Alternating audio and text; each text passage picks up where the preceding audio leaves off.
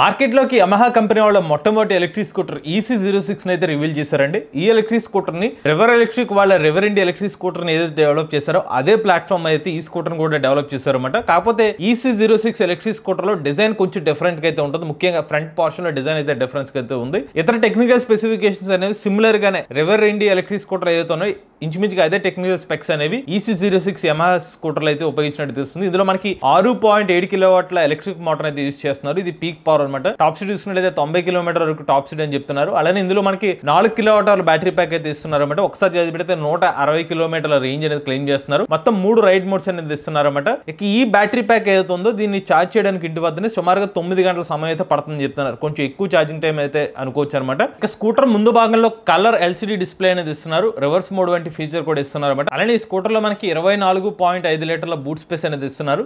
As of ని ఈ scooter యొక్క ఇతర టెక్నికల్ స్పెసిఫికేషన్ డీటెయిల్స్ కానివ్వండి, ప్రైసింగ్ వివరాలను అయితే మాత్రం యమహా కంపెనీ వాళ్ళు ఇంకా వెల్లడించలేదు. ఇటువంటి లేటెస్ట్ ఆటోమొబైల్ కంటెంట్ కోసం MVS auto Telugu channel subscribe చేసుకోండి.